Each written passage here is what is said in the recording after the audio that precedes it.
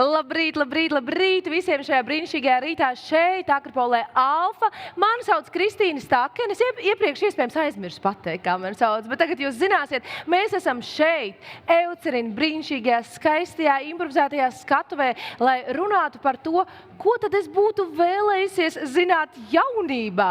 Vai varbūt šodien jūs uzzināsiet beidzot to, ko jums patiešām vajag zināt, jo, kā saka, kosmos visu sakārto, vai ne?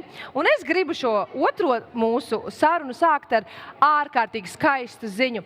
Graudiņa un Samoilova izcīna pasaules čempionāta zelta godalgu. Visai Alfai būtu jāaplaudē, arī jums tajā pusē. Mūsu meitenēm ir zelts, tas ir ārprāts, tas ir vienkārši fantastisks sasniegums, ka es pat varētu aizmirst pieteikt savu viesu un runāt tikai par pludmales volejbolu. Bet es esmu profesionāli un es turpināšu. Uzturs ādas veselībai. Kā pareiza ēšana veicina jauniklīgu izskatu ir šīs otrās sarunas tēma. Un tagad mēs pievērsīsimies tam, kā tad tas, ko mēs ēdam, ja liekam vēdrā, atbalsojas tajā, ko mēs redzam spogulī. Ja jūs to nezinājāt, ka tas tā notiek, tas tieši tā arī notiek. Un tāpēc mums ir pievienojusies Viktorija Jansone, Uzlabo bloga autora. Labrīt, Viktorija! Labrīt! Kādas ir tavas attiecības ar pludmales volejbolu? Īstenībā man ļoti patīk, un tas ir mans mīļākais komandas sporta veids. Un Tīnu Graudiņu es pirms kādām 3 nedēļām satiku vienā projektā, tā kā es jūtos īpaši saviļņota. Jā, jo tu arī uzkāpi uz skatuves, un tu redzēji, ka es pacēlu telefonu, man tāds, un es domāju, taču neredzu, ko es redzu, un tu saprati, ka es ieraudzīju. Un tik tiešām tas ir liels uzmundrinājums mums visiem, visai Latvijai un arī dāmām, un ka mūsu meitenes var. Un tagad ir jāsaprot, kā to dzīves spāru noturēt, jo sportistiem, kas tad ir pamatā, ne tikai tie treniņi un tās rūpes par to savu ķermeņa izturību, bet uzturs. Un man tad uzreiz gribas, Viktorija, pajautāt tev, ja kāds vēl nesako tevi Instagramā, es aicinu piesako, Uzlabo, sauc tavs Instagram konts. Kā tu sāki domāt par to, kā tad cilvēkam uzlabot to savu uzturu uzņemšanu, lai cilvēki justos labāk un izskatītos arī labāk? Es domāju, ka tur jau sākās saknītē tas, ka man pašai gribējās uzlabot savu uzturu un mazliet savā ziņā palīdzēt arī sev, jo tad, kad es biju jaunāka, man arī bija tā mazliet sarežģīts šis jautājums. Un, es arī ko tas nozīmē sarežģīts? To paskaidrošu, jo man arī bijuši arī ēšanas traucējumi līdz ar to. Tāpēc man šī tēma ir īpaši tuva un man ļoti, ļoti patīk tieši strādāt ar tādu mazliet arī psiholoģisko pusi, domājot par uzturu. Un biežāk, es teiktu, sanāk mācīt cilvēkiem pat varbūt nevis ēst dārzeņus un dzert ūdeni, par ko mēs šodien daudz runāsim, bet pat to, kad arī našķis šādi tad ir pilnīgi normāli. Aha, jo es vakarnaktī, kā es to daru vienmēr pirms visām sarunām un intervijām, tad, kad kādu intervēju, stalkoju, ja? Stalkoju, es izgāju cauri visam viņas Instagram kontam, un es atklāju, ka našķos ir labas lietas, jā, labas lietas, labas kalorijas. Un, piemēram, viens no maniem kritiskākajiem našķiem ir čipši. Un viņai bija brīnišķīgs ieteikums, es gribu jums likt aiz auss. Viņa bija nofotografējusi čipšus blakus. Bija gurķītis sagriezts, kāpostiņš sagriezts, burkāniņš sagriezts, bija salikti apkārt šie dārzeņi, un arī čipšiem bija atvēlēta vieta. Un tad man likās tā kā, jā, viņi man ir atļāvusi ēst čipšus arī turpmāk, tikai nākamreiz es pielikšu klāt guļošo gurķi, kur es noteikti arī iegrauzīšu kādā brīdī, vai ne? Tas ir veids, kā tu mēģini mainīt to domāšanu, ka mēs nejūtamies slikti par to, ka mēs tiešām kādreiz ēdam to, ko nevajag. Bet, čipši, es ēdu čipšus, un to var redzēt šeit šorīt. Tas ir tas sāls, jā? Tas ir tas sāls, ko es vakarā ēdu. Tātad, miljonvērts jautājums. Vai uzturs var palīdzēt tev saglabāt jaunību? Labāk un jaunāk izskatīties. Jāsāk ar to, ka noteikti tādas dziļās grumpiņas tikai tas, ka mēs to gurķi piekodīsim klāt pie čipšiem īsti, diemžēl nevarēs izlīdzināt. Man uzreiz jāatvainojas visiem, kuri šeit atnāca klausīties. Paldies par uzmanību, bet pagaidiet, vēl neiet prom. Protams, ka uzturs palīdzēs šo procesu palēlināt, tas nenotiks tik strauji, palīdzēs arī tā vispusēji mūsu āda noteikti izskatīsies mirdzošāk un šos te procesus krietni palēlinās. Tas ir tas galvenais. Tāpēc taisnība, uzturs noteikti var palīdzēt. Labi. Kas ir tie biedi uzturā, no kuriem vajadzētu izvairīties? Labi, tas ir čipši pēc 10 vakarā, nav ieteicami, vai ne? Sāls ir tāds bieds, viens, ko es zinu uz savu ķermeņu, kad vajadzētu tā kā piebremzēt. Kas vēl ir tie biedi?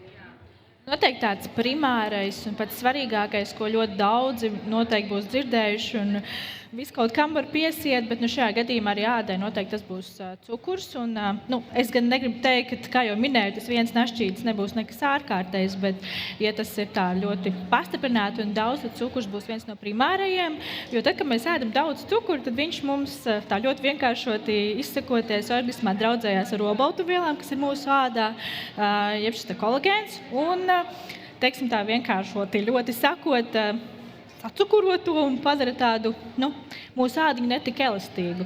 Tāpēc tas noteikti būs tāds primārais. Ja mēs ļoti, ļoti daudz uzņemam cukuru, tad mūsu kolagēns nebūs vairs tik elastīgs un veidojas gudrs vārdiņš šie te glikācijas gala produkti. Ok, tas ir ļoti interesanti. Cukurs, sāls, pastāsti par to maltīšu, varbūt plānošanu, regularitāti un kaut kādu to. Es prasīju iepriekš Annai Bērziņai tos 3 pamatproduktus. Tevis tev varētu uzprasīt 3 pamatprincipus, ko katru dienu, neskatoties, ir svētdiena, pirmdiena, trešdiena, saule spīd vai līst, vai tev ir 30 vai 15 vai 70, kas būtu jāņem vērā katram cilvēkam? Ko tu saki kā uzturu speciālisti?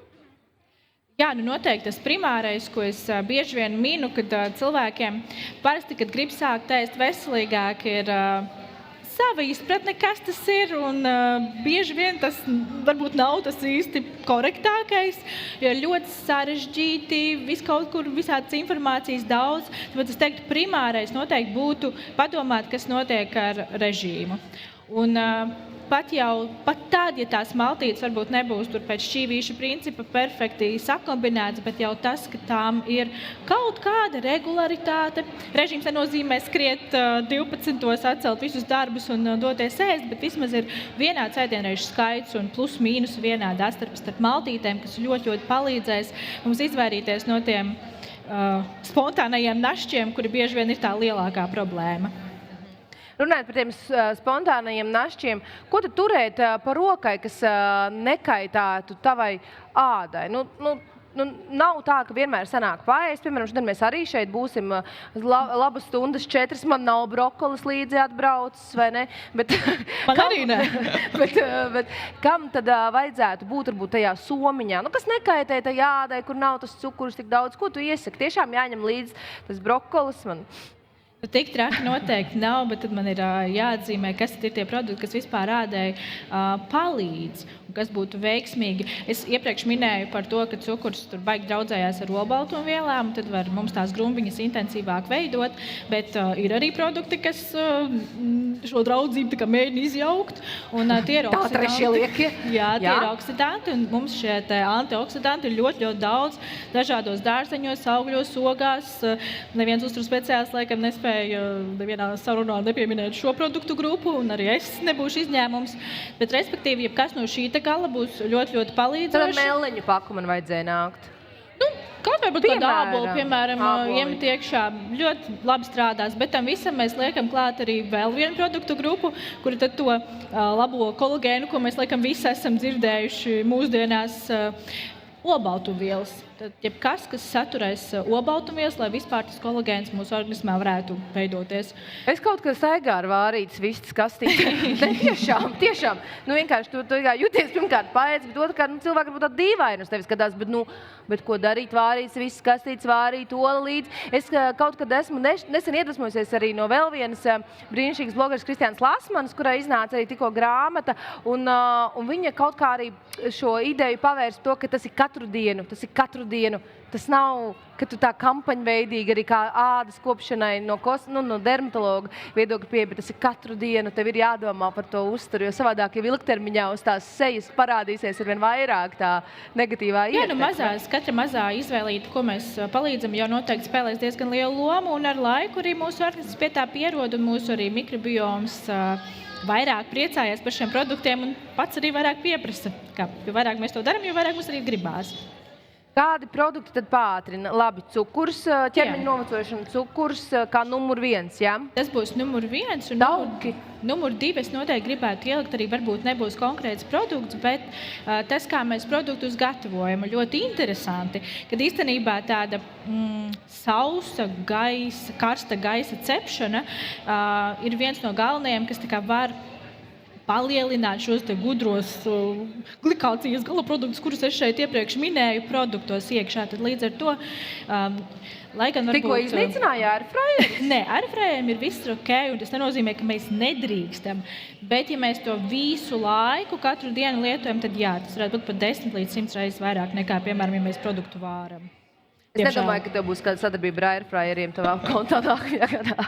Man pašai mājās ir, un man garšo, bet varbūt ne pilnīgi katru dienu. Labi, pasaki tagad godīgi, vai tiešām tas, ka es izdzeršu tagad to pudelīti, manai ādai liks justies labākai, tvirtākai, skaistākai, vai tiešām tā ūdens dzeršana ir tik fundamentāla. Es nesen ar savu tēvu diskutēju, ja? Viņš saka, nav ko dzert tik daudz ūdeni, man tur neprasās tik daudz ūdens, bet es jo vairāk dzeru, jo vairāk man slāpst ūdeni.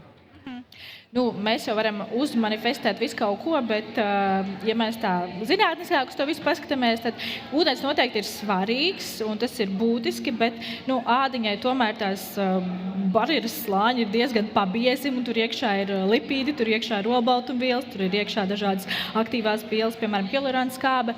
Jā, ūdens palīdzēs, bet līdz nosacītam slānim, teiksim tā. Aha. Un varbūt ārēji izskatīsies skaisti, protams, mūsu ķermenis kā tā jutīsies labāk, bet ja mēs daudz dzersim ūdeni, bet tajā pašā laikā neēdīsim olbaltumvielas, neēdīsim antioksidantus, neuzņemsim labos taukus, kas šo te visu slānīti veido, tad visticamāk pie pārāk laba rezultāta nenonāks. Un īstenībā mitrināšana pat būtiskāku, lai ādiņai neveidotos tādi bojājumi šajā barjeras slānī, kurā tad tas ūdentiņš arī tiek ārā no mūsu ādiņas, patiešām ir, vai mēs vispār uzņemam uzturā olbaltumvielas, kas veido šo te pašu masu, teiksim tā. Evcena ir brīnišķīgs zīmols, kas vienmēr domā par sievietēm, par īstām sievietēm, ne tikai to, kā saka, sociālo tīklu radīto filtru, vai ne, ko mēs katrs gribam parādīt, tikai to labo pusi, un tad tas īstums bieži vien slēpjas tajā, kad mēs esam iekrituši kaut kādā cilpā, tieši runājot par ēšanu, un to var saukt par ēšanas traucējumiem, nesaukt par ēšanas traucējumiem, bet ļoti bieži mēs sevi mierinām tieši ar ēdienu, vai ne? Un tad mēs pieļaujam gan dažādas atkāpes, gan arī domājam, man tagad nav laika par to domāt, un labi, ja tu to padomā par saviem bērniem, un tā kā tiešām parūpēsies par viņiem, tad pati kaut kur skrienot garām, iemetīs mutē, un varbūt tā kā neizdomās līdz galam. Kas bija tev tas pagrieziena? Man interesē personīgi, tāpēc, ka kas bija tev tas pagrieziena punkts, kas palīdzēja saprast, ka tu pret savu ķermeni vēlies izturēties labāk, dzīvot pilnvērtīgāk, ilgāk un arī noņemt to kaut kādu food noise, emocionālo ēdienu, troksni, veselīgāk rīkojoties šajās attiecībās ar ēdienu? Es teiktu, ka šeit laikam man pašai ņemot vērā, ka tajā brīdī man varbūt nebija tik daudz pieejas, nevēršos pēc speciālistiem, kas šobrīd būtu noteikti daudz palīdzējis, tāpēc tas bija laiks, tas bija zināšanas, bet šobrīd tas noteikti ir krietni vienkāršāk, jo patiešām ir iespēja vērsties pēc speciālistiem, kas var palīdzēt, jo mēs taču visi neesam speciālisti visās jomās. Šajā momentā vairs jau nē, jo man tā, kā jau minēju, ar zināšanām tas ļoti, ļoti palīdzēja, un līdz ar to tas ceļš jau ir, teiktu, ka vienmēr ir jātur rociņu uz pulsa, bet es teiktu, ka ir noiets, bet tāpēc man līdz ar to ir ļoti liela vēlme palīdzēt citiem šajā virzienā. Kur tu vēlies iedvesmu saviem brīnišķīgajiem Instagram uzlabo ierakstiem? Kas tevi iedvesmo turpināt, iedvesmot pārējos cilvēkus rūpēties par savu ķermeni un ādu? Un noteikti tie ir mani klienti. Tie ir jautājumi, ko es saņemu, tie ir cilvēki atpakaļ saite, un es saprotu, cik daudz varbūt ir to neatbildēto jautājumu, cik daudz ir mītu, un tad līdz ar to, cik daudz ir darbiņa, kas vēl ir jāpadara. Runājot par to uzturu, piemēram, šodien ir tieši mēnesis pirms Ziemassvētkiem, es visus apsveicu, skatos, jau daži jau iepirkt Ziemassvētku dāvanas. Starp citu, Eucerina produkcijā ir brīnišķīga Ziemassvētku dāvana, ja? kas būtu tā viena pārmaiņa, kur mēs šodien varētu katrs pieņemt un padomāt pie sevis. Nu, skaidrs, ka Ziemassvētkos būs izštovēts kāposts, izirnis, gaļa, un tur viss kaut kas var gadīties. Nu, Latvijas, un nevajag jau var izlikties, ka nevar vienreiz gadā apēst visu to 9 ēdienus vienā ēdienē. Kas būtu jāievieš šodien? Tā viena izmaiņa, ko tu cilvēkam ieteiktu ieviest šodien attiecībās ar ēdienu? Kā jau minēju, tas ir pilnīgi normāli, ka mēs iekļaujam arī kādu našķīti, un es domāju, ka svētki noteikti arī nav tas brīdis, ka mums tur būtu ārkārtīgi sevi kaut kā jāierobežo, bet tajā pašā laikā bišķiņ piedomājiet, lai pēc tiem svētkiem vienkārši nav nedēļu, varbūt jāsēž mājās, jo nav spēka. Bet ikdienā es ieteiktu varbūt tādu ieteikumu, kā padomāt mazliet vairāk, kas notiek ar mūsu launadziņu. Jo es teiktu, ka no visām ēdienreizēm dienā, manuprāt, tas ir galvenais, kas vai nu izkrīt, vai nu ir tāds viss Bērndārzā launadziņš ir, tur laikam gudrie uzturu speciālisti par tiem bērniem ir padomājuši, bet mums pieaugušajiem jo ļoti bieži starp tām pusdienām un vakariņām ir tāda gara pauze, kur tad viss kaut kas tur pa vidu mēdz parādīties, un ne tas ir aiz motivācijas trūkumu vai disciplīnas neesamības, bet ir fizioloģiska vajadzība pēc enerģijas. Man, domājot par sarunu ar tevi, un es domāju, ja es būtu uzturu speciālists, ko es ieteiktu? Es pastāstīšu par vienu savu uzvaru, ko es esmu vinnējusi. Ja jums dod kafiju, vai jums dod kādu tēju vai kaut kur pacienā un pieliek klāt to konfektīti, es iekšēji viņu ziedoju. Es nekad viņu netaisu vaļā, es viņu ziedoju. Ziedoju savai nākotnes vai ne? Tu kā nepaņem to našķi, nepaņemt visu, ko tev piedāvā, ko tev iedod, negrābsīties gar visu, kas ir pieejams, runājot par uzturu. Un tad arī, ja gribas ēst, es ļoti bieži pajautāju sev, vai es esmu padzērusies. Varbūt vienkārši gribēju padzerties, varbūt mans ķermenis signalizē nepareizi, varbūt vienkārši vajag kārtīgi padzert ūdeni. Jā, bet lai no tā našķīša tu spētu atteikties, tev jāpēt kaut kas cits. Nevaram tikai atteikties. Tad līdz ar to tas launadziņš, ko es tur minēju, varētu ļoti labi nostrādāt, lai tev ir vieglāk no tiem našķīšiem, ka tie neliekas vairs tik simpātiski. Es domāju, ka mēs esam mūsu jautājumu ērā. Ja? Jūs varat uzdot jautājumus visi šeit, kas šeit sapulcējušies, vai kas ejat garām. Jums nav jāstāv kājas, jūs varat arī apsēsties, ja? Jūs varat arī pasēdēt. Bet man tev ir jautājums, tā tikko izskrit no prāta, man tev bija baigi labs jautājums. Varbūt jums ir kāds jautājums, kamēr es atceros savu jautājumu, jo man pasas dati liecina brīžiem, ka man ir tāda ting-ding atmiņas, tādas zudumi. Varbūt ir kāds jautājums klātešošiem kādam? Nē, visi klus. Jā. Veselīgie našķi, lūdzu.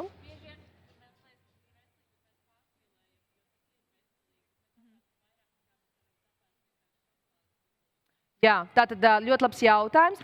Veselīgie našķi, bieži vien mēs tos apēdam vairāk nekā varbūt kādreiz apēstu kādu šokolādes gabaliņu.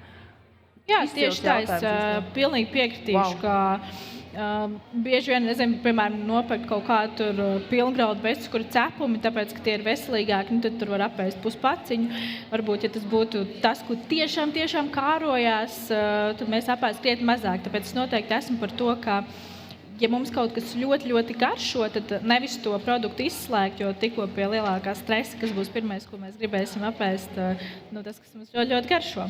Līdz ar to drusciņai iekļaut savā ikdienā, bet varbūt, piemēram, to, cepumiņu kaut vai pietrupināt klāt, šo pilngraudu cepumiņu pietrupināt klāt, piemēram, biespienam, varbūt pieliek kādu melanīti klāt, un tev sanāk arī, launadziņš, piemēram. Nevis, ieciklēties tikai uz kaut kādu veselīgāku opciju. Humos ir veselīgs. Ar dārzņiem. Kāpēc gan ne? Humosa platītes, vai ne? Kāpēc gan ne? Grieķu jogurtiņa, visi tie našķīši. Jā, kāpēc gan ne? Noteikti. Vai ne?